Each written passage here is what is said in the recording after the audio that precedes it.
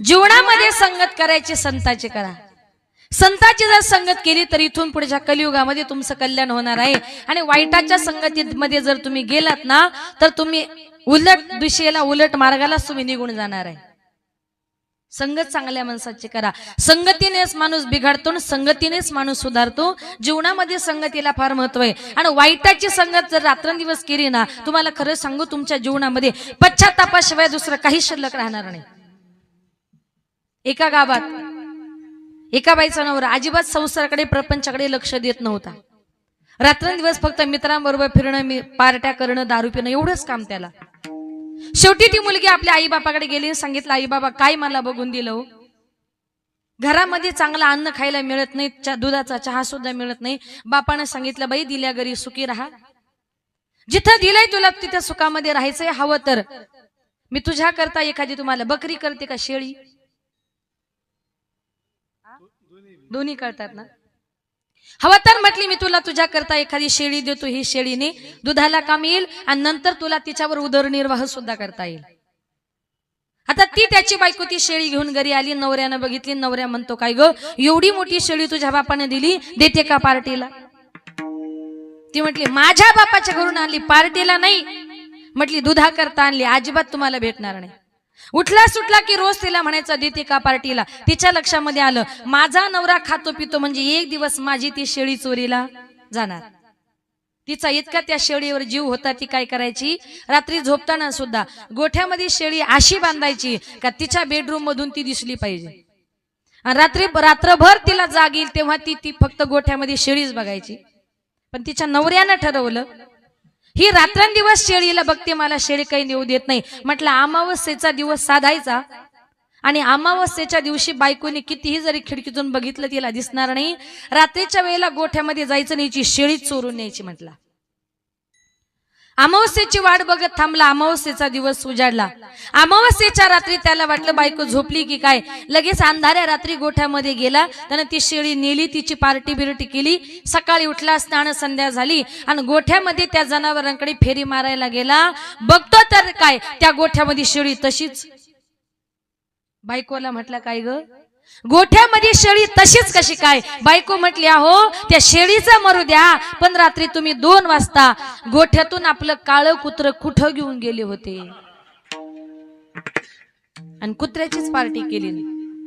मग नंतर त्याच्या जीवनामध्ये पश्चातापाशिवाय काही शिल्लक राहिलं का. संत महात्मे म्हणतात चांगल्या मार्गाने जा, सुसंगती सदा घडो आणि सुजन वाक्य कानी पडो. नेहमी चांगल्याची संगत करा, नेहमी चांगलंच ऐकण्याचा प्रयत्न करा. कारण संत महात्मे म्हणतात की जशी संगती तसा मनुष्य घडत असतो. संताच्या संगतीला किती किंमत आहे. अर्धक्षण घडता संताचे संगती तेने हो यशांती महत पापा. संताच्या अर्धक्षणाची संगती किती महत्वाची. सुंदर उदाहरण सांगते, जरा लक्षपूर्वक ऐका. एका गावात एक साधू महाराज गंगेच्या किनारी त्यांनी स्नान केलं आणि गंगेच्या किनारी ते देवाचं ध्यान करत बसले. तेवढ्यात तिथल्या प्रजेचा राजा तोही नदीवर स्नान करता आला. त्यानं साधू महाराजांना बघितलं, म्हटलं कोणीतरी साधू दिसतात. गंगेच्या किनारी बसलेत महाराज. ते साधू महाराज काहीतरी मंत्र म्हणत होते. म्हटले साधूचा मंत्र आपण जर श्रवण केला तर आपला सुद्धा उद्धार होऊ शकतो. साधू म्हणतात तरी काय. तो राजा गुपचूप गेला आणि साधूंच्या पाठीमागे जाऊन उभा राहिला. ते साधू देवाचं ध्यान करत असताना त्यांच्या समोर नदीमध्ये एक बगळा पाण्यात चोच बुडवायचा, दगडावर घासायचा, पाण्यात चोच बुडवायचा, दगडावर घासायचा. त्या बगळ्याला बघून ते साधू महाराज म्हणतात अरे बगळ्या, अरे घीस घीस कर तीखी करे, ऊपर लगाया पाणी, जिस कारण तुम तीखी करे वो सब हम जानी. बगळ्या घासून घासून चोच तीक्ष्ण करतो, हे कशा करता करतो हे मला माहिती आहे. आणि हे साधूचं वाक्य राजाला हिंदी कळत नव्हती. त्याला वाटलं काहीतरी मंत्रच आहे. त्याने ते डोक्यामध्ये ठेवलं आणि रस्त्याने चालताना साधूचा मंत्र, संताचा मंत्र म्हणून त्याने तो मंत्र 24 तास बोलायला सुरुवात केली. निवांत बसला का फक्त एकच म्हणायचा घीस घीस करे तीखी करे, ऊपर लगाया पाणी, जिस कारण तुम तीखी करे वो सब हम जानी. रात्रंदिवस त्या मंत्राचा तो जप करू लागला. एक दिवस त्याच्या राणीने त्याला मारण्याकरता अनेक प्रकारचे प्रयत्न केले, पण सगळे प्रयत्न फुकट गेले. राणीने राज्यातल्या न्हाव्याला सांगितलं, न्हावी दादा आज तुला काय करायचंय, राजाची दाढी करता करता राजाची मान कापायची. न्हाव्याने सांगितलं राजाला माहिती पडले तर अगोदर माझीच मान कापेल. तिने सांगितलं राज्यात जर राहायचं असेल तर तुला राणीचा हुकूम पाळावा लागेल. न्हावी थरथरा कापत कापत राजवाड्यामध्ये आला. राजे साहेबांच्या जवळ गेला आणि सांगितलं, राजे साहेब, राणी साहेबांनी तुमची दाढी करण्याची आज्ञा दिली, कृपा करा जरा खुर्चीमध्ये बसा. राजा त्या खुर्चीमध्ये बसला. सांगितलं होतं का दाढी करता करता मान कापायची. आता दाढी करता करता मान कापायची. पूर्वीच्या काळी न्हावी लोक काय करायचे, वस्ताऱ्याला धार लावण्याकरता ते काय करायचे, पाण्यात बुडवायचे, हातावर घासायचे, पाण्यात बुडवायचे, हातावर घासायचे. मग तो न्हावी सुद्धा काय करायचा, वस्तारा पाण्यात बुडवायचा, हातावर घासायचा. त्या न्हाव्याला बघितलं तो राजा म्हणतो, अरे न्हावी दादा, अरे घीस घीस कर तिखी करे, ऊपर लगाया पाणी, जिस कारण तुम तिखी करे वो सब हम जानी. न्हाव्या घासून घासून वस्तारा तीक्ष्ण करतो, हे कशा करता करतो हे 100% मला माहितीये. त्याला काहीच माहिती नव्हतं, फक्त साधूचा मंत्र म्हणून बोलत होता. न्हाव्याला वाटलं आता आपलं काही खरं नाही, राजाला माहिती पडलं. बघू म्हटले दुसरा प्रयत्न करून. पुन्हा त्या न्हाव्यानं काय केलं, वस्तारा पाण्यात बुडवला, हातावर घासला. राजे साहेब म्हणतो, न्हाव्या अरे घीस घीस कर तिखी करे, ऊपर लगाया पाणी, जिस कारण तुम तिखी करे वो सब हम जानी.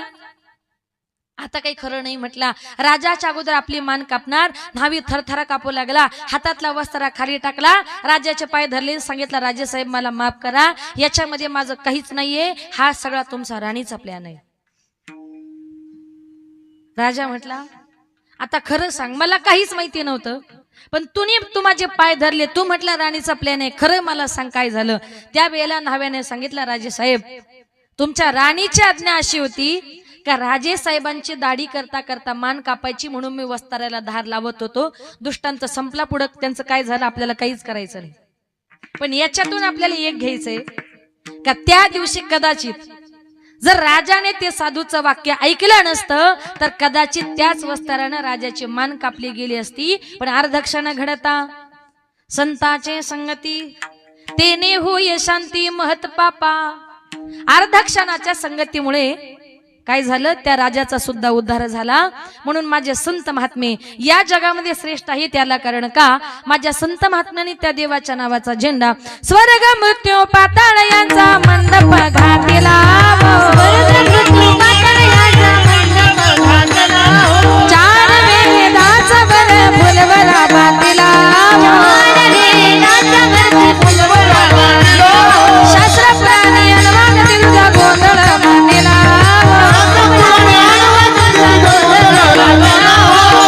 शिव संबळ घे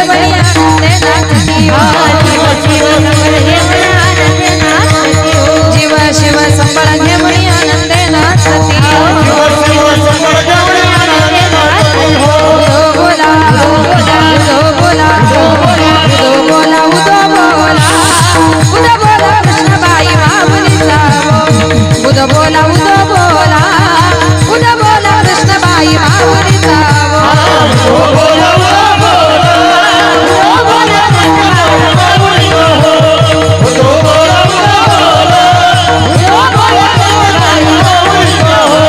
आषाढी कार्तिकी तुझ्या गोंधळाची नाटी,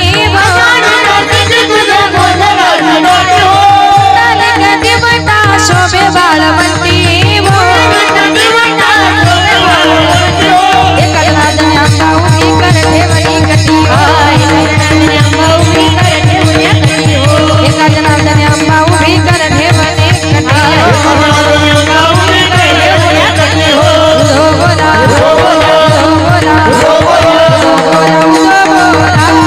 उदो बोला कृष्णबाई माऊलीचा, उदो बोला उदो बोला उदो बोला कृष्णबाई माऊलीचा,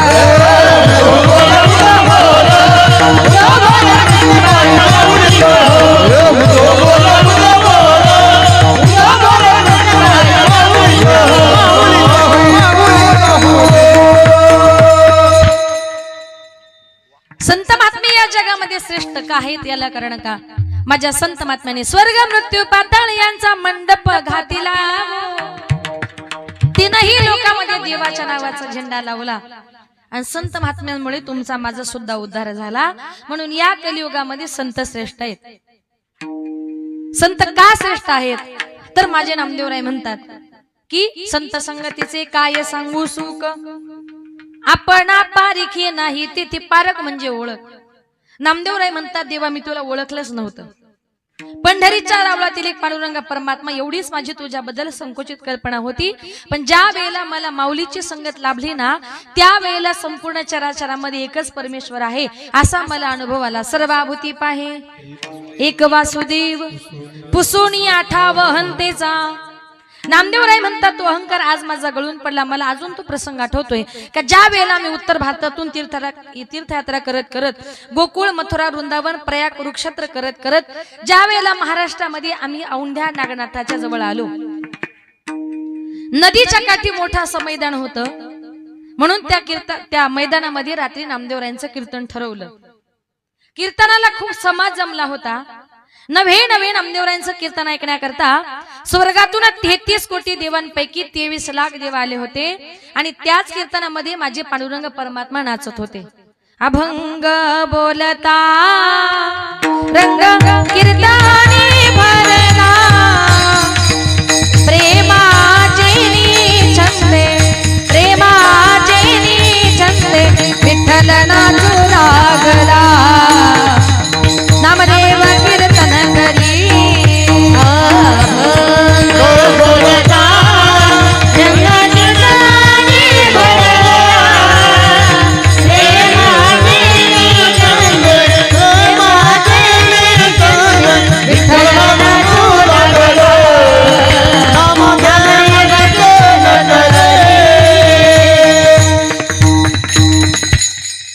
अभंग बोलता रंग कीर्तनी भरला, प्रेमाची छंदे विठ्ठल नाचू लागला.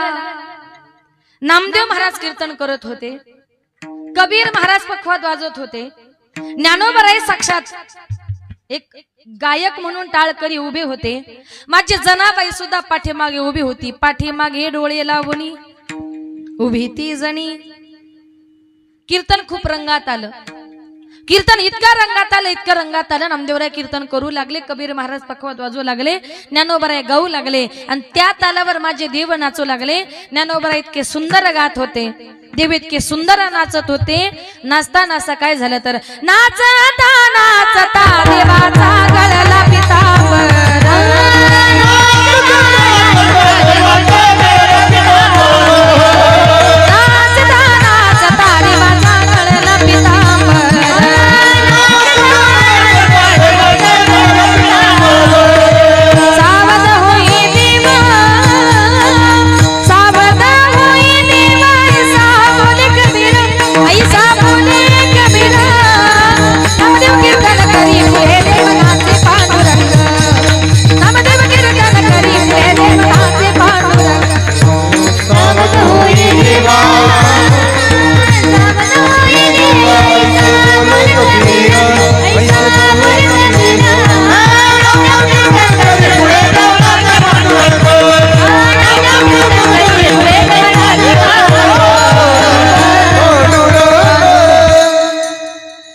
नाचता नाचता देवाचा गळला पितांबर.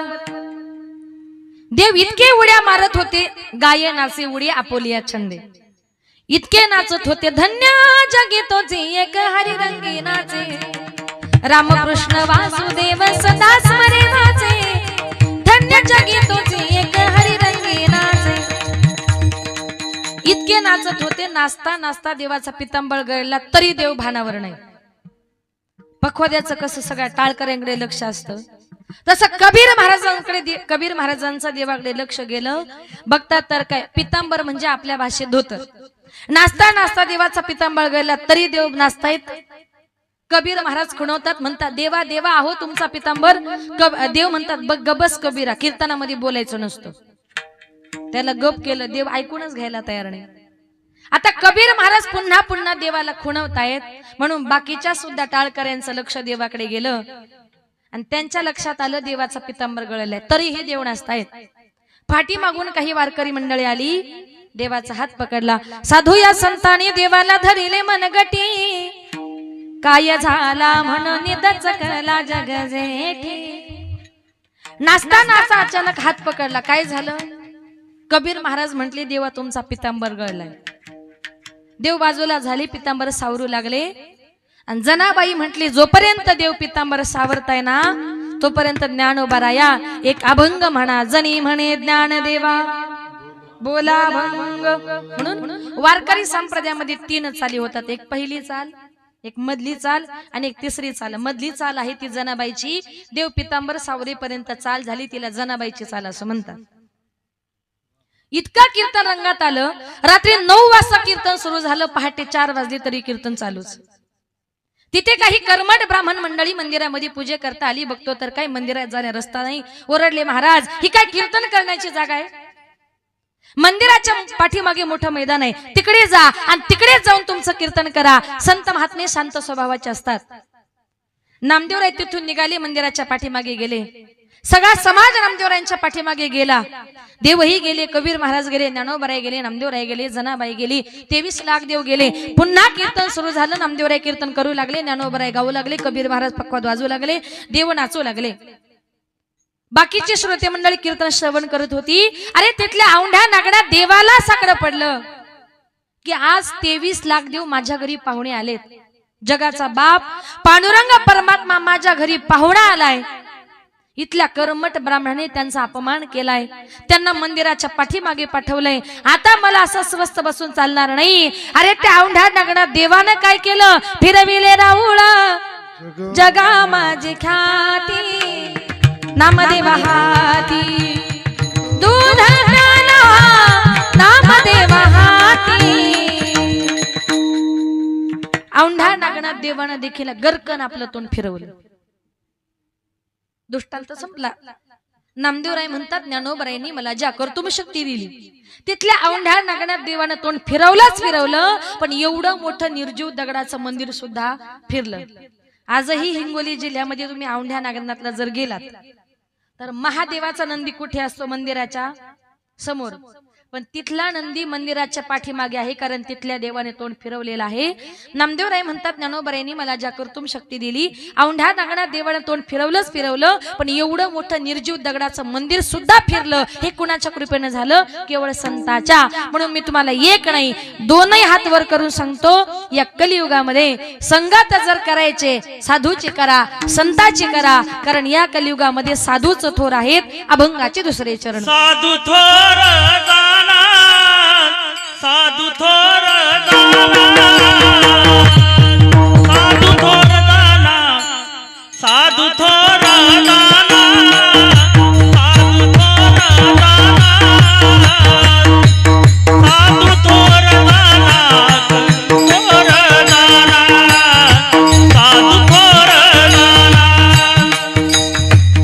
साधु थोर दाना, साधु थोर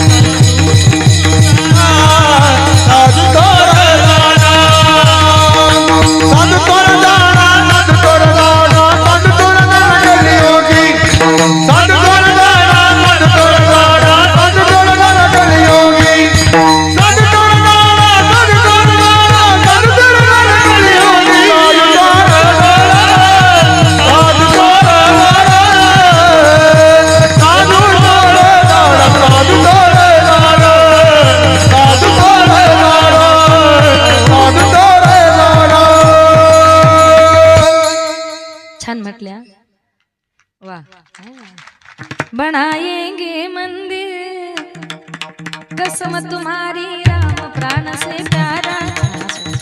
साधु थोर जाना, साधू थोर जाना, साधू थोर जाना कलियुगी। या कलियुगामध्ये साधू थोर आहे, संत थोर आहेत। संत का थोर आहेत तर संत महात्मे जगावर प्रेम करताना आपल्या शरीराचा कधी विचार करत नाही। म्हणून या अभंगामध्ये माझ्या नामदेव यांनी 3 वेळा शब्द वापरला, साधू थोर जाना, साधू थोर जाना, साधू थोर जाना। संतांना साधूंना मोठेपणा देण्याचं काम माझ्या संत महात्म्यांनी केलं। म्हणून संत महात्म्याने जो तुम्हाला मला मार्ग सांगितलाय त्या मार्गाने तुम्हाला मला प्रत्येकाला जायचंय। मार्ग दावणी गेल्या आधी दयानी दे संत तेनेची पंथे चालू जाता न पडे गुंता कुठे काही। संत महात्म्याने जो मार्ग सांगितला त्या मार्गाने तुम्हाला मला प्रत्येकाला मार्गक्रमण करायचंय। संतांनी सांगितलेल्या मार्गाने जा। काही काही लोक ना जीवनामध्ये कधीच कोणाचं ऐकत नाही, ते उलट म्हणतात माझ्यासारखा शहाणा या जगात नाही। पण अशी माणसं जीवनामध्ये कधीच पुढे जात नाही। एका गावात एक सासूबाई, इकडे लक्ष द्या, सकाळी सकाळी देवपूजा करत होती, तिचे सुनबाई तिकडे स्वयंपाक करत होती। आता सासूबाईची देवपूजा करून झाली, देवपूजा करून झाल्यानंतर देव्हाऱ्यामध्ये वाजवतात, त्याला काय म्हणतात? महिला मंडळ थोडं बोला ना, काय म्हणतात? घंटी। त्यांचा देव्हारा मोठा असल्यामुळे त्यांच्या देव्हाऱ्यात घंटी नव्हती तर चांगला मोठा घंटाच होता। सासूबाईची देवपूजा करून झाली, सासूबाई घरामध्ये इकडे तिकडे घंटा शोधू लागली। सासूला घंटा काही मिळेना, तिने आवाज दिला, सुनबाई अगं देव्हाऱ्यातला घंटा कुठे बघितला का? थांबा म्हटली आत्याबाई, 1 मिनिटात आली। ती सुनबाई पळत पळत आली, सासूच्या हातामध्ये घंटा दिला। सासूने घंटा हातामध्ये घेतला, बघते तर काय तो घंटा बर्फासारखा थंडगार पडलेला। सासू म्हणते सुनबाई अगं घंटा कुठे ठेवला होता? म्हटले आत्याबाई आवाज सकाळपासून फ्रीज मध्येच होता। अगं घंट्याची जागा देवघरात असते का फ्रीज मध्ये? गप बसा म्हटले आत्याबाई, तुम्हाला काही कळत नाही आणि मध्ये मध्ये तोंड घातल्याशिवाय राहत नाही। ती म्हटली कसं आहे ना सासूबाई, मला एक नवीन भाजी करायची होती, त्या भाजीची रेसिपी मी युट्यूबला बघत होते आणि त्या भाजी करणाऱ्या माणसाने असं सांगितलंय कांदा लसूणची पेस्ट करा आणि 1 घंटा फ्रीज मध्ये ठेवा। म्हणून कांदा लसूणच्या बरोबर घंटा सुद्धा ठेवला। आता त्याला काय त्या घंट्याला फोडणी द्यायची होती, पण तिला माहित नाही हिंदीतून तासाला घंटा म्हणतात ते। म्हणजे काही काही लोकांना काही कळत नाही बघा। एका गावात एक सुनबाई आपल्या सासूला सारखी घरात घ्यायची बाहेर काढायची, घरात घ्यायची बाहेर काढायची, सकाळपासून दुपारपर्यंत तिचा तेवढाच उपक्रम चालू। एक मातृभक्त गेल्यान म्हटला बाई सकाळपासून मी तुमची गंमत बघतोय, तुम्ही तुमच्या सासूला घरात घेता बाहेर काढता, घरात घेता बाहेर काढता, नेमका तुमचं चाललंय तरी काय? तुम्ही किती सासूचे हाल करता? ती म्हटली दादा तुमचा काहीतरी गैरसमज झाला, मी अजिबात सासूचे हाल वगैरे करत नाही। अहो सकाळपासून मी बघतोय वरून खोट्या बोलता। ती म्हटली दादा मी सासूचे हाल करत नाही, मी सकाळपासून व्यायाम करते व्यायाम। तो म्हटला असं सासूला त्रास देऊन कोणी व्यायाम करतं का? ती म्हटली दादा तुम्हाला खरं प्रामाणिकपणे सांगते, मी सकाळी उठले का टीव्हीला पहिले रामदेव बाबांची योगासन लावते आणि त्याच्यात रामदेव बाबांनी असं सांगितलंय सास को अंदर ले लो सास को बाहर छोड़ो, सास को अंदर ले लो सास को बाहर छोड़ो। आता रामदेव बाबा काय म्हणतात? सासूला आत घ्या बाहेर काढा। ते म्हणतात बाबांना श्वास घ्या श्वास सोडा। आपण त्याचा गैरअर्थ करतो, त्याला रामदेव बाबा तरी काय करतील? म्हणजे जीवनामध्ये काही काही लोकांना काही कळत नाही आणि ते दुसऱ्याचं ऐकत नाही। अशी माणसं जीवनामध्ये कधीच प्रगती करत नाही। उलट म्हणा मला जे येतं ते खूप कमी येतं, माझ्यापेक्षा कितीतरी हुशार माणसं या जगामध्ये आहे, त्या दिवशी खरी तुम्ही प्रगती केल्याशिवाय राहणार नाही। या जगामध्ये साधू संत थोर आहेत, याला कारण का? माझ्या ज्ञानोबरायांचा अवतार जर बघितला, महाविष्णूचा अवतार सखा माझा ज्ञानेश्वर। या जगामध्ये देव आणि संत वेगळे नाही, देवते संत निमित्त त्या प्रतिमा। हे वेगवेगळ्या प्रकारचे अवतार भगवान परमात्म्यानं आपल्या भक्ताच्या उद्धाराकरता धारण केलेले आहेत। ज्या वेळेला कलियुगामध्ये भगवान महादेवांचा अवतार झाला त्यावेळेला या कलियुगामध्ये अनेक प्रकारचे राक्षस माजलेले होते आणि त्या राक्षसांचा नायनाट करण्याकरता आमच्या भगवान देवादिदेव महादेवानी संपूर्ण महाराष्ट्राचं कुलदैवत असणाऱ्या श्री खंडोबा देवाचा अवतार घेतला आणि तो देव आपल्या भक्तासमोर कसा आला? शिवावतारी मार्तंड मल्हारी, शिवावतारी मार्तंड मल्हारी,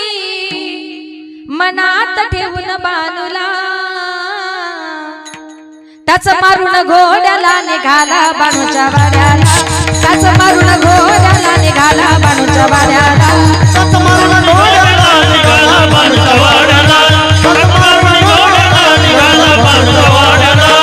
शिवावतारी मार्तंड मल्हारी, शिवावतारी मार्तंड मल्हारी, मनात ठेवून बाणूला, काच मारून घोड्याला निघाला बाणूच्या वाड्याला, काच मारून घोड्याला निघाला बाणूच्या वाड्याला,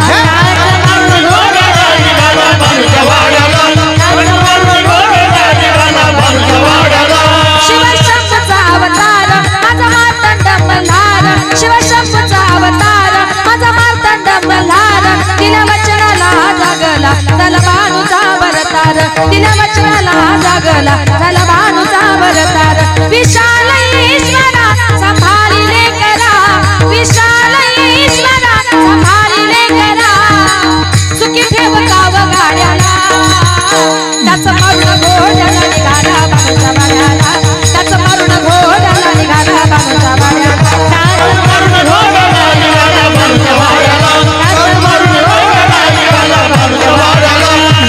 देव जय देव जय देव जय देव जय देव जय शिव मार्तंडा, आदि मायेचा मल्हारी तुझी प्रचंडा, देव जय देव जय देव जय देव जय देव जय शिव मार्तंडा, आदि मायेचा मल्हारी तुझी प्रचंडा, जय देव जय देव जय देव जय देव जय देव जय शिव मार्तंडा, आदि मायेचा मल्हारी तुझी प्रचंडा, आगड धुम नगारा सोन्याची जेजुरी, देव गेले जेजुरा निरा घोडा, आगड धुम नगारा सोन्याची जेजुरी, देव गेले जेजुरा निरा घोडा, पाहुले तोडा कमरी करकटा, कटीर मस्तकी तुरा, खोबऱ्याचा कुटका भंडाऱ्याचा भडका, बोल अहंकारा सदानंदाचा येळको, सदानंदाचा येळको, जय देव जय देव जय देव जय देव जय देव जय शिव मार्तंडा, आदि मायेचा मल्हारी तुझी प्रचंडा, जय देव जय देव जय देव जय देव जय देव जय शिव मार्तंडा, आदि मायेचा मल्हारी तुझी प्रचंडा, येळको सदानंदाचा, खंडोबाच्या नावानं चांगलं, वाटलं ना थोडं गोंधळ केल्यासारखं,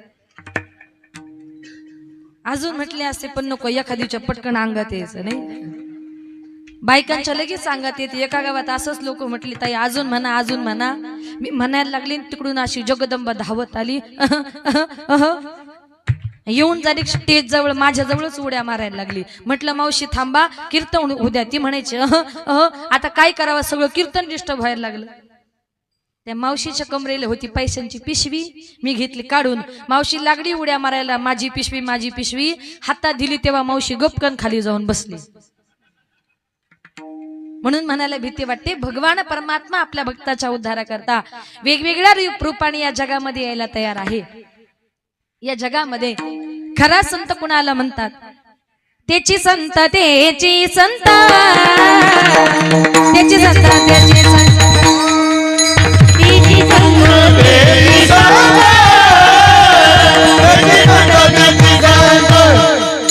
त्याची संत त्याची संत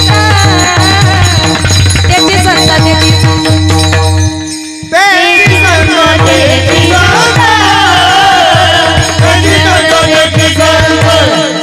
ज्यांचा हे विठ्ठले ज्यांचा हे विठ्ठले हो नेनती काही डाडोना नेनती काही डाडोना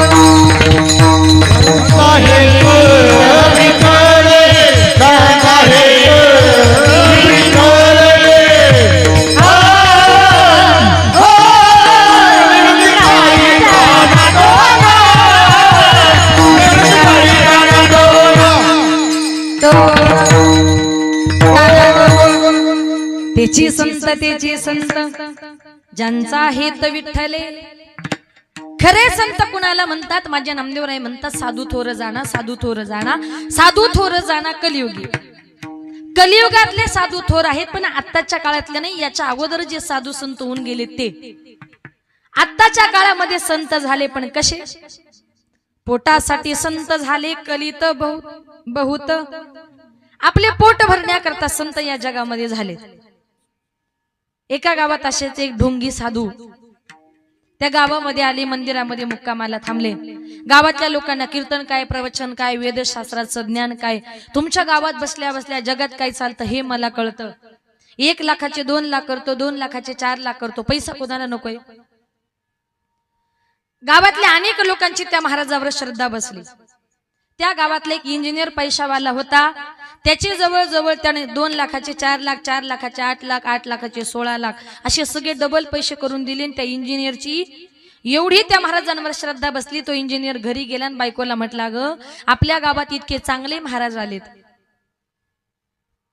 का त्यांचं दर्शन घेतलं तर माणसाचं दैन्य दुःख दूर होतं. गावात बसल्या बसल्या जगात काय चालतं हे महाराजांना कळतं. त्या बाईनं सांगितलं, तुमचा असेल त्या महाराजावर विश्वास, पण मी काय त्याच्यावर विश्वास ठेवणार नाही. म्हटले का? करते इंजिनियरची बायको म्हणजे एका कट्टर वारकरी घराण्यातली मुलगी होती आणि वारकरी लोक सहसा अशा भोंदू लोकांवर विश्वास ठेवत नाही. तिने सांगितलं, तुमचा असेल पण मी नाही. आता एकदा तरी दर्शनाला चल. येणार नाही म्हटली. हवा तर म्हटला महाराजांना आपल्या घरी आणतो. तिने सांगितलं, घेऊन या. अतिथी देवो भव, त्यांचा आदर तिथ्य सत्कार सन्मान सगळं काही करणार, त्यांच्याकरता भोजन बनवणार, महाराजांना घेऊन या. इंजिनियर गेला. महाराजांना गावातल्या काही लोकांना भोजनाचं आमंत्रण दिलं. संध्याकाळी महाराज आले. अनेक ग्रामस्थ मंडळी आली. त्या बाईनं ठरवलं, महाराजांना गावात बसल्या बसल्या जगात काय कळतं हे जर कळतं, आज जेवताना महाराजांची परीक्षा घ्यायची. तिनं ठरवलं, कारण वारकऱ्याची मुलगी होती. परीक्षा घ्यायची. तिनं काय केलं, सुंदर असं 5 पकवाडण्याचं भोजन तयार केलं. त्या भोजनामध्ये तिनं काय केलं, तिने ठरवलं, त्या स्वयंपाकामध्ये तिने भजे काढले आणि ताट वाढताना सगळ्यांच्या ताटामध्ये भजे वाढले. पण महाराजांच्या ताटामध्ये भजे वाढताना भजे असे भाताच्या खाली लपून ठेवले. काय केले? भजे भाताच्या खाली लपून ठेवले. महाराजांना इथे बसल्या बसल्या जगातलं जर दिसलं तर भाताखालचे भजे जर दिसले तर साधू खरा त्याच्या पाया पडणार, आणि नाही दिसले तर म्हटली अपमानच करणार. आता महाराज मंडळी आली, गावातली लोक आली, चहा पाणी नाश्ता वगैरे झाला. सगळेजण जेवण करायला बसले. प्रत्येकाला ताट वाढण्यात आले. ताट वाढल्याबरोबर महाराजांनी श्लोक म्हणाला, वदनी कवळ घेता नाम घ्या श्री हरीचे, सजावण होते नाम घेता फुकाचे. ताटाभोवती पाणी फिरवलं, हात जोडले. हात जोडल्या बरोबर महाराजांनी डोळे मिटले आणि जोरात महाराज म्हटले, हाड हाड हाड हाड हाड. इंजिनियर आजूबाजूला बघितलं. इंजिनियर म्हणतो, महाराज आजूबाजूला कुठं कुत्रे नाही, काय नाही, हाड हाड कुणाला म्हणाला? म्हटलं, कसं आहे ना, ज्या वेळेला मी डोळे झाकले त्या वेळेला मला असं समजलं का पंढरपूरच्या रावळामध्ये कुत्रे शिरलेत आणि ते कुत्रे मी तुमच्या घरामध्ये बसल्या बसल्या हाकलले. बाई म्हटली, आता खरी परीक्षा आहे. महाराज जेवायला बसले. इंजिनियरचं लक्ष प्रत्येकाच्या ताटाकडे गेलं. गावकऱ्यांच्या सगळ्यांच्या ताटामध्ये भजे होते, पण महाराजांच्या ताटामध्ये भजे होते. कुठे होते? भाताच्या खाली. इंजिनियरला दिसले का? नाही. तो म्हटला, काय ग, साधू महाराजांकरता भोजन केलंस, सगळ्या गावाला भजे वाढले, महाराजांना भजे दिले नाही, मुद्दाम केलंस, महाराजांचा अपमान केलास. रागाच्या वरात उठला, बायकोला मारणार. साधू महाराज म्हटले, थांबा साहेब. एवढ्या पाहुण्यांच्या गडबडीत बाई जरा भजे द्यायला विसरले असेल. म्हटल्या, ताई असं करा, मला जरा दुसरी भजे द्या. ती बाई म्हटली, थांबा महाराज, जगाला फसवू शकता पण आमच्या वारकऱ्यांना नाही. इथं बसल्या बसल्या जर तुम्हाला पंढरपूरच्या रावळातले कुत्रे जर दिसले तर भाताकालचे भजेच कसे दिसले नाही. याला म्हणतात खोटा साधू. म्हणजे आताच्या काळामध्ये साधू झाले ते असे, ऐसे कैसे झाले बंधू, कर्म करुणी म्हणती साधू, अंगाला वणिया राख, डोळे झाकुणी करीती पाप. खरा संत कुणाला म्हणतात?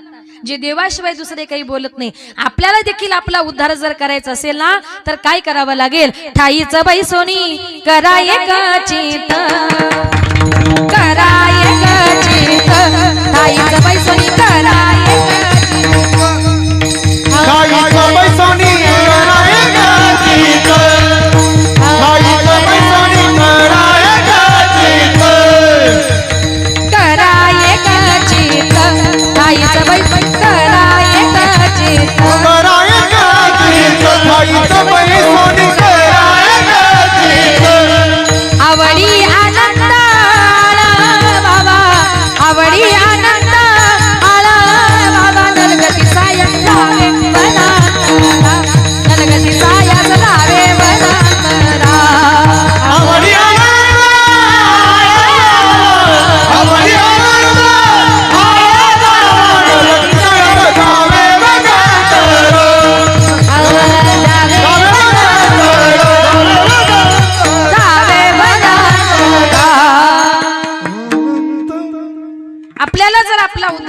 असेल तर ठाईचं बैसोनी करा एक चित्त आवडी अनंत आळवावा. घरामध्ये एका जागी बसायचं, मनापासून त्या देवाचं चिंतन करायचं, संताचं चिंतन करायचं. म्हणून साधू थोर आहेत. साधकाने नामदेवरायांना प्रश्न केला. नामदेवराय कीर्तन सुरू झाल्यापासून ऐकतोय संत श्रेष्ठ संत श्रेष्ठ. संत नेमकी कुणासारखे श्रेष्ठ आहेत? संत आमचा अंगीकार करतील का? संत आम्हाला जवळ घेतील का? नामदेवराय म्हणतात संत इतरांच्या कल्याणाचा विचार करतातच करतात, पण ज्यांनी त्यांना त्रास दिला, ज्यांनी त्यांचा छळ केला, त्यांच्या कल्याणाचा विचार देखील त्या आईच्याच मायेनं करतात. म्हणून तर संपूर्ण जग आजही माझ्या ज्ञानोबरायांना माऊली या नावानं ओळखतं. संन्यासाची मुलं म्हणून त्यांचा किती छळ केला म्हणून सांगू. तो प्रसंग आठवला तर अंगावर शहारे येतात, डोळे अश्रूंनी भरतात. ज्यांच्या ओठावरचे दूध वाळले ना वाळले, तोच त्यांच्या माता पित्यांना देहांताची शिक्षा दिली. त्यांच्या झोळीमध्ये शेळ्या भाकरीचे तुकडे टाकले नाहीत, परंतु शेण आणि दगड टाकले. स्वतःच्या घरातून तांब्याभर पाणी दिलं नाही, इंद्रायणी देखील पाणी भरू दिलं नाही. मांडे भाजण्याकरता भांड दिलं नाही, पण कुंभारानं दिलेलं खापर हिसकावून घेऊन ते मुक्ताईच्या तोंडावर गाल सुजेपर्यंत मारलं. इतका हा आळंदीकरण दिलेला त्रास माझ्या ज्ञानोबरायांनी एकाही अभंगात एकाही ओवीमध्ये व्यक्त केला नाही. उलट जगाच्या कल्याणाची भीक मागितली. काय सांगितलं? जे खळांची व्यंकटी सांडो तया सत्कर्मी रती वाढो, भूता परस्परे पडो मैत्रचे वांचे. खळ म्हणजे वाईट. ज्यांनी ज्यांनी माझं वाईट केलं ना, अशा सगळ्या वाईटांचं चांगलं हो. संत महात्मे विश्वावर दया करताना आपल्या शरीराचा कधी विचार करत नाही. अभंगाचे तिसरे तुझी सर्वभूती सम, इहलोक तुझी सर्वभूती सम, इहलोक तुझी सर्वभूती सम, इहलोक तुझी सर्वभूती सम.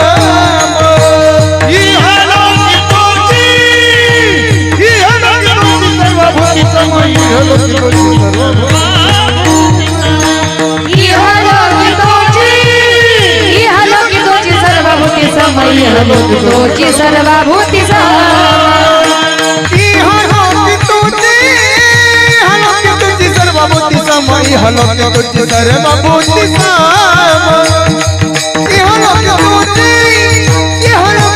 सर्वभूती समय हलोक तुझी सर्वभूती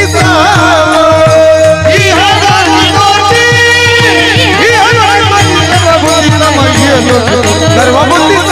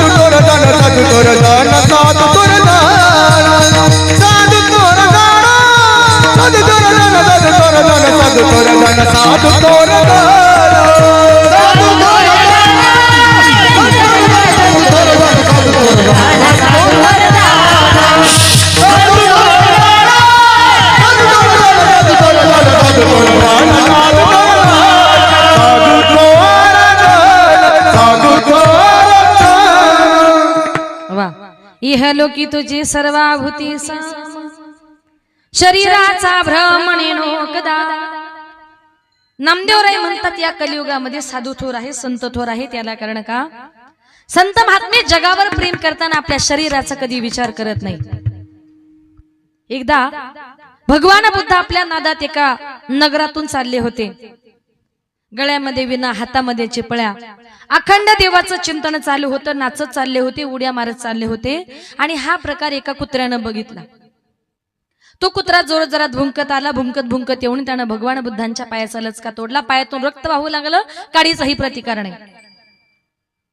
तरीही भगवान बुद्ध नास्तिक म्हणून कुत्र्यानं दुसऱ्या पायाचा लचका तोडला. दुसऱ्या पायातून रक्त वाहू लागलं.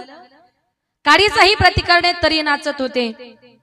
एका माणसाने गच्चीवरून बघितलं, तो ओरडला, महाराज महाराज, कुत्ता कुत्ता. महाराज म्हटले, कुत्ता जाने और चमडी जाने. कुत्रा चावला यात माझं गेलं तरी काय, कारण हे शरीर माझं नाही. देह हा पाचाचा आणि लावसणा, शिकी ज्याचा त्याला देणे पडे. या देहाला मी सांभाळलं, या देहावर मी प्रेम केलं, कुठपर्यंत आयुष्याचा साधणे, सच्चिदानंद पदवी घेणे. संत महात्मे जगावर प्रेम करताना शरीराचा विचार करत नाही, पण आपण मात्र आपल्या शरीरावर खूप प्रेम करतोय. आजही काही काही लोक या देहाला नटवण्याकरता, या देहाला सजवण्याकरता अनेक प्रकारचे प्रयत्न करतात. तुका म्हणे धन, धनासाठी देती प्राण. धनासाठी, संपत्तीसाठी लोक जीवही द्यायला तयार असतात, पण लक्षात ठेवा धन संपत्ती माणसाला कधीच शेवटपर्यंत पुरत नाही. आणि धन संपत्ती पैसा असाय, प्रारब्धेसी जोडे धन, प्रारब्धेसी वाढे मान. सोच का करीसे वाया, भजमन पंढरी राया. आपली धन संपत्ती, आपला पैसा सगळं आपल्या नशिबावर अवलंबून आहे. नशिबातही तेवढंच घडतं, नशिबापेक्षा जास्त या जगामध्ये तुम्हाला मला कधीच नशिबाच्या अगोदर आणि नशिबाच्या जास्त जगामध्ये कधीच मिळणार नाही. तुमचं माझं प्रत्येकाचं नशीब महत्वाचं आहे. जे लिहून ठेवलंय ना, लल्लाटीचे लिहिले परी कदा न जाय पुसिले, तैसे काळे गोरे पण पुसून जाय. जे तुमच्या माझ्या नशिबामध्ये आहे ते घडल्याशिवाय राहणार नाही. एक सुंदर उदाहरण सांगते, नशीब किती महत्वाचं. एका गावात 2 भाऊ राहत होते, 15-20 एकर जमीन. काही दिवसांनी दोघा भावांची भांडणं झाली, जमिनीच्या वाटण्या झाल्या. दोन्ही शेताच्या मध्ये एक बांध आला. दोघाही भावांनी टोमॅटो लावले. मोठ्या भावाचे टोमॅटो चांगले आले आणि छोट्या भावाचा टोमॅटो रोग गेला. याने विचार केला, खत औषध पाणी सगळं काही तेच, मध्ये फक्त एक बांध आहे, त्याचे टोमॅटो चांगले आणि माझ्या टोमॅटोवर तो रोग गेला. म्हटलं शेती करण्यात आपलं नशीब काही चांगलं नाही. आजपासून म्हटलं शेती करायचीच नाही, शेती करायची सोडून दिली. नवीन धंदा शोधण्याकरता बाजारात गेला. आता बाजारात गेल्यानंतर बाजारात त्याला तिथे त्या एक माशी विकणारा दिसला. त्या माशी विकणाऱ्याकडे असा तो मोठा लांब मासा, काय म्हणतात त्याला माहिती का तुम्हाला? असा तो मोठा लांब नाही, सगळे वारकरी आहेत असं गृहीत धरूया. विचारलं काय रे बाबा, एवढा मोठा मासा किती रुपयाला विकला? त्याने सांगितलं एक मासा 100 रुपयाला. त्याने विचार केला, एक मासा 100 रुपयाला, दिवसभरात 5 मासे विकले तर 500 रुपये मिळतात, याच्यासारखा चांगला धंदा नाही. म्हटलं आजपासून शेती विती करायची सोडायची आणि उद्यापासून याच्या बरोबर जाऊन म्हटलं फक्त मासे पकडून विकायचाच धंदा करायचा, दिवसाला 500 रुपये. शेती करण्याची सोडून दिली, त्याच्या बरोबर मासे पकडायला गेला. आता ज्याच्या बरोबर मासे पकडायला गेला त्याला मोठे मोठे मासे भेटायचे आणि याला मात्र बारीक नखा एवढे मासे भेटायचे. म्हटला क्या करू यार, खेत में जाने तो लांगा लुंगा और नदी में जाने तो झांगा झुंगा. म्हटलं काय करावं, शेती करण्यातही नशीब चांगलं नाही, बरं मासे पकडण्यातही नाही. म्हटलं आता दोन्ही धंदे करायचे सोडायचे आणि तिसराच नवीन धंदा शोधायचा. तिसरा धंदा शोधण्याकरता गावोगावी फिरत राहिला. फिरता फिरता आला काळखोडे गावात. त्या गावात सप्त्यात नेमकं माझं कीर्तन संपला, मला भेटला. म्हटलं ताई छान कीर्तन केलं. म्हटलं थँक्यू. म्हटलं का हो ताई, एका कीर्तनाचे किती पैसे घेता? म्हटलं घेते 15-20 हजार रुपये. म्हटलं अरे वा, आपण सुद्धा कीर्तनकारच बनायचं. म्हटलं लगेच घरी गेला, संसाराचा त्याग केला, अंगावर भगवी कपडे पांघरले आणि शेजारच्या गावामध्ये हातामध्ये जपमाळ घेतली आणि रात्रंदिवस देवाचं ध्यान करत बसला. एक दिवस त्या गावात चोरी झाली. चोरांनी एका घरातून चोरी केली. चोर पुढे पळू लागले, गावकरी पाठीमागे पळू लागले. चोरांना रस्त्यामध्ये पळता पळता दिसला हा माळ जपणारा, म्हणून त्यांनी आपल्या जवळचे पैसे त्या साधूच्या जवळ टाकले. चोर जंगलामध्ये पळून गेले. गावकरी पाठीमागून आली, बघतो तर काय, आपल्या पैसे महाराजांच्या जवळ. म्हटले महाराज डोळे उघडा, नेमके माळा जपता का चोऱ्या करता? म्हटले अहो तुमच्या सोन्याचा माझा संबंध नाही, हे कोणी आणलं? म्हटले मला माहित नाही. म्हटले महाराज दिवसा लोकांना दाखवण्याकरता माळा जपता आणि रात्रीच्या चोऱ्या करता, म्हणून त्या गावकऱ्यांनी त्या महाराजाला धरला आणि ज्या झाडाखाली जपाला बसला होता ना त्या झाडाला असा उलटा टांगला, खाली डोकं वर पाय, आणि असा मारला. तो म्हटला क्या करू यार, खेत में जाने तो लांगा लुंगा, नदी में जाने तो झांगा झुंगा, और साधू बन गया तो उलटा टांगा. थोडक्यात काय, धंदे बदलून नशीब बदलता येत नाही. लोक म्हणतात या धंद्यात यश नाही, दुसरा धंदा करू, दुसऱ्या धंद्यात यश नाही, तिसरा धंदा करू. धंदे बदलून नशीब बदलता येत नाही. तुम्हाला तुमचं नशीब जर बदलायचं असेल तर भजमन पंढरी राया, पंढरीच्या पांडुरंगाला शरण जा. तो देव तुमचं नशीब बदलण्याकरता बसलाय. कुठे? भीमा तिरी एक वसविल नगर, भीमा तिरी एक वसविल नगर, भीमा तिरी एक वसविल नगर, भीमा तिरी एक वसविल नगर, त्याचे नाव पंढरपूर रे, त्याचे नाव पंढरपूर रे, त्याचे नाव पंढरपूर रे, त्याचे नाव पंढरपूर रे. तेथील मुखाची चार भुज त्याची, तेथील मुखाची चार भुज त्याची, तेथील मुखाची चार भुज त्याची, तेथील मुखाची चार भुज त्याची, बाईला 16,000 रे, बाईला 16,000 रे. नाचत जाऊ त्याच्या गावारी खेड्या, सुख देईल वीर सवार. नाचत जाऊ त्याच्या गावारी खेड्या, सुख देईल वीर सवार.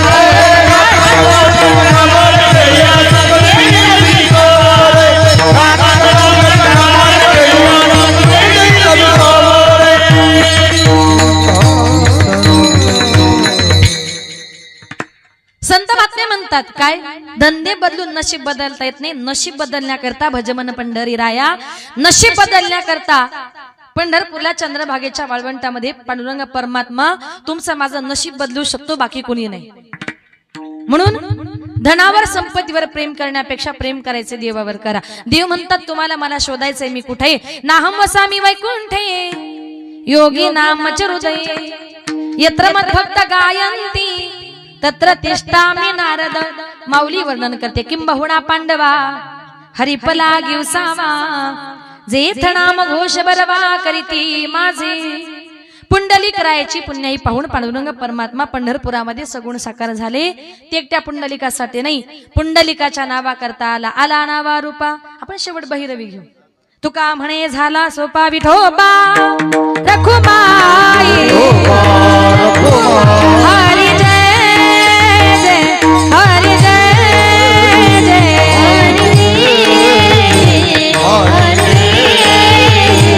हरी जय जय, हरी जय जय,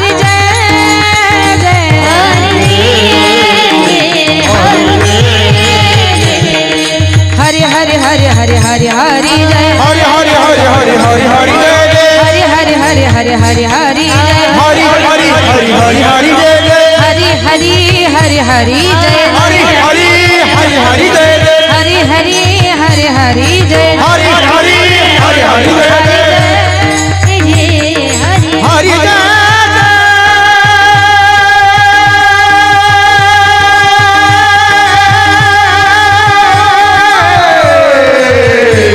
विठो पर कुमाई दे दे, विठो पर कुमाई, विठो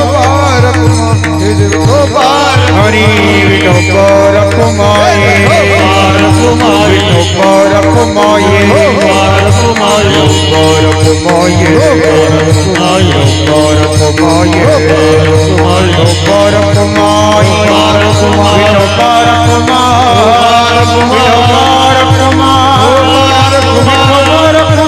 कुमाई,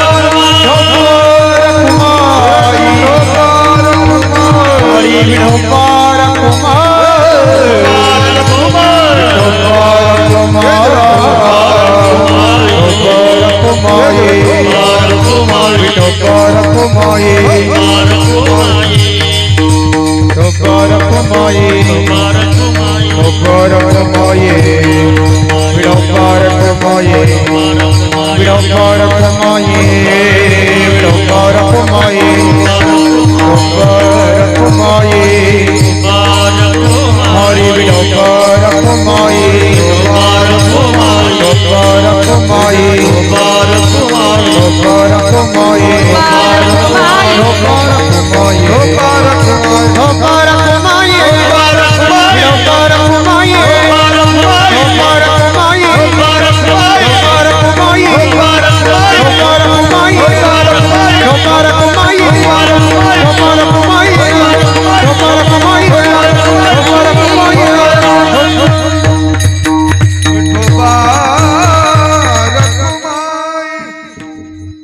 संत संगतीचे काय सांगू सुख, आपणा पारिखे नाही तेथे. आता या ठिकाणी माझ्या अल्पमतीप्रमाणे अभंगाचा धावता भावार्थ आपल्या समोर मांडण्याचा प्रयत्न केला. कार्यक्रमाची वेळ ही संपली आहे, जास्त वेळ घेणार नाही.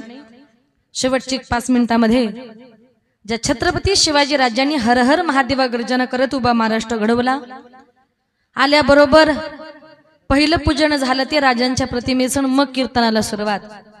ज्या छत्रपती शिवाजी राजांनी हर हर महादेवा गर्जना करत उभा महाराष्ट्र घडवला, त्या राजांचं गुणगान आपण केलं पाहिजे. माझं असं एकही कीर्तन नाही का राजांचं नाव घेतल्याशिवाय मी कीर्तन संपत नाही. एका माणसानं मला कीर्तन संपल्यानंतर प्रश्न विचारला, ताई तुम्ही राजे राजे म्हणता, तुमचे राजे नेमके होते तरी कोण? देव होते का? तर नीट आहे का, छत्रपती शिवाजी राजे नेमके होते तरी कोण? विजय सारखी तलवार चालून गेला, विजय सारखी तलवार चालून गेला, निदड्या छातीने हिंदुस्तान हलवून गेला, मुठभर मावळ्यांना बरोबर घेऊन हजारो सैतानांना नडून गेला, आणि स्वर्गामध्ये गेल्यानंतर 33 कोटी देवांनी ज्याला वाकून मुजरा करावा ना, असा एकाच मर्द मराठा माझा शिवबा होऊन गेला, शिवबा होऊन गेला, शिवबा होऊन गेला. हर हर महादेव, हर हर महादेव. अजून एक हर हर महादेव. गिरीशी खरी किरीटा परी लहरी भगवान ध्वजा, गिरीशी खरी किरीटा परी लहरी भगवान ध्वजा, उगवला तारा मीरा हरा करजा शिवाजी राजा, उगवला तारा मीरा हरा करजा शिवाजी राजा, उगवला तारा मीरा हरा करजा शिवाजी राजा, उगवला तारा मीरा हरा करजा शिवाजी राजा. गिरीशी खरी किरीटा परी लहरी भगवान ध्वजा, गिरीशी खरी किरीटा परी लहरी भगवान ध्वजा, उगवला तारा मीरा हरा करजा शिवाजी राजा, उगवला तारा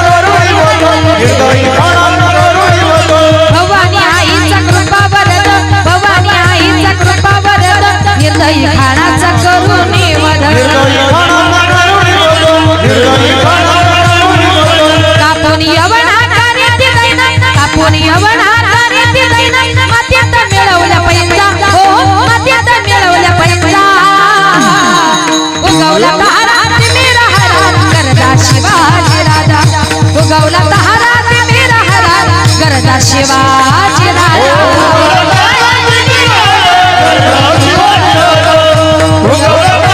क्षत्रिय कुलावतंस सिंहासनाधीश्वर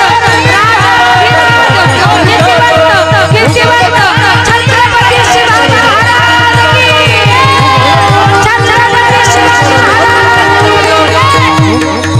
हर हर पवन पुत्र हनुमान की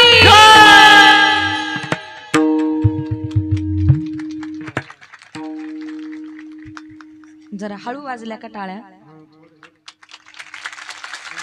असं आज या ठिकाणी आपल्या या श्री क्षेत्र काळखोडे गावामध्ये आयोजित भव्य दिव्य अखंड हरिनाम सप्ताह तथा ग्रंथराज ज्ञानेश्वरी पारायण सोहळा सप्ताहाचं हे 46वें वर्ष आहे। या वर्षामध्ये पदार्पण करत असताना वैकुंठवासी हरिभक्त परायण सकाराम महाराज वैकुंठवासी हरिभक्त परायण प्रल्हाद महाराज यांच्या कृपा आशीर्वादाने हरिभक्त परायण रामेश्वर महाराज तिजारे समस्त भजनी मंडळी गावकरी मंडळी ग्रामस्थ मंडळी यांच्या वतीनं आज या ठिकाणी ही कीर्तनरूपी सेवा हा सप्ताह अतिशय भव्य दिव्य स्वरूपामध्ये मोठ्या आनंदाच्या मोठ्या उत्साहाच्या वातावरणामध्ये हा कार्यक्रम चालू आहे। या सप्ताहातील आजची दुसऱ्या दिवसाची कीर्तनरूपी सेवा ग्रामस्थांच्या विनंतीला मान देऊन भजनी मंडळाच्या विनंतीला मान देऊन गावातील सरपंच उपसरपंच असतील पाटील असतील या मंडळाचे अध्यक्ष शिवाजी भाऊ शेळके त्यांच्या कॉन्टॅक्टच्या माध्यमातून आज या ठिकाणी इथे येण्याचा योग आला आणि समस्त ग्रामस्थांचं या ठिकाणी मनपूर्वक आभार। ज्यांनी त्यांचं नाव वेगळं आहे का तुमचं? हा बरोबर, तुम्ही अण्णा शेळके का? बरोबर, तुमचं या ठिकाणी मनपूर्वक आभार। आणि आज या ठिकाणी जो काही येण्याचा योग आला अतिशय गोड असं सप्ताहाचं नियोजन आहे। या कार्यक्रमामध्ये ज्यांनी गोड अशी मृदुंगाची सेवा दिली ते मृदुंग विशारद हरिभक्त परायण चंदू महाराज बागल आळंदी देवाची। खरंच आपण जर बघितलं इतका गोड मृदुंग वाजवला, इतका गोड का बोलण्याकरता शब्दच नाही, त्यांच्याकरता फक्त जोरदार टाळ्या वाजवा। खूप गोड सुंदर वातावरण तसं पाहिलं तर थंड आहे, आपल्याला थंडी लागत असेल कदाचित, पण त्यांच्या अंगातून घाम निघत होता। घामाचा पैसा आहे हो, लोक म्हणतात काय महाराज लोक पैसे घेतात नाही का। अतिशय गोड सेवा दिली महाराजांचं या ठिकाणी मनपूर्वक आभार। ज्यांनी गोड असं गायनाचं काम केलं ते आदरणीय हरिभक्त परायण गायनाचार्य ऋषिकेश महाराज नवले आळंदी देवाची। अतिशय गोड असं गायन केलं, आपल्या सर्वांना मंत्रमुग्ध केलं। महाराजांचं एकदा टाळ्या वाजून स्वागत करा। खूप गोड विसापूरचे आदरणीय हरिभक्त परायण जालिंदर महाराज यांनी अतिशय गोड असं गायन केलं आणि या परिसरामध्ये बऱ्याच वेळा महाराजांचा नामचा संपर्क झालेला आहे। बऱ्याच कीर्तनात महाराज गायना करता होते, त्यांचंही जरा टाळ्या वाजून स्वागत करूया।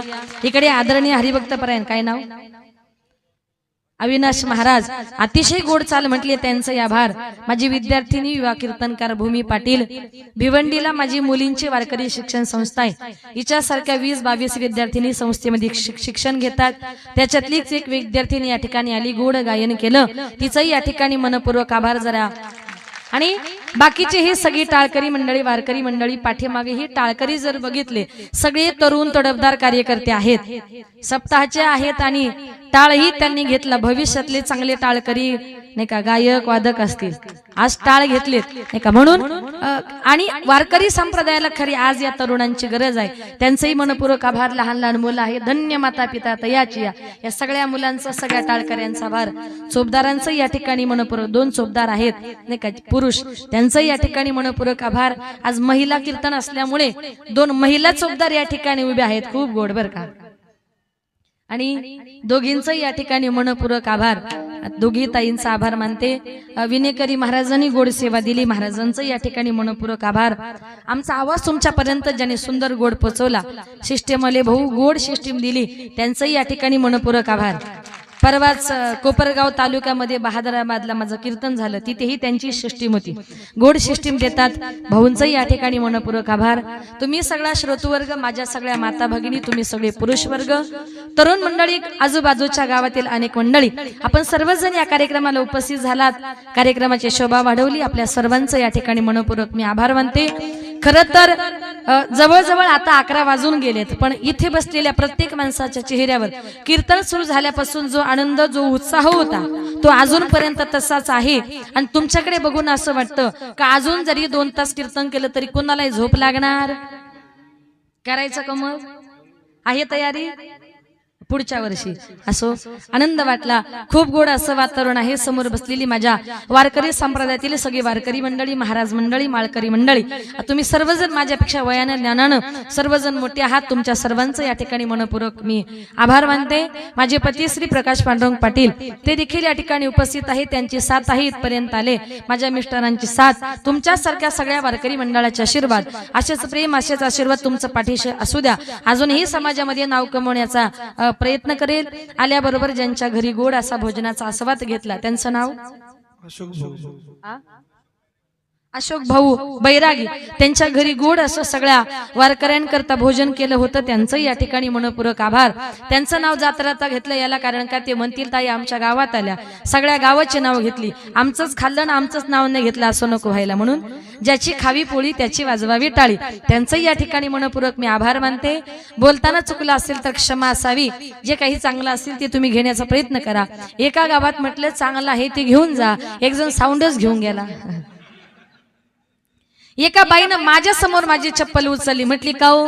ती म्हटली तुम्हीच म्हटलं चांगलं येते ना, मग तुमचीच जरा चांगली वाटली. पण कृपया करून दुसऱ्याची चप्पल कितीही जरी चांगली वाटली, दुसऱ्याचं दलिंदर आपल्या घरी घेऊन जायचं नाही. हे सगळं कशा करता सांगितलं माहितीये?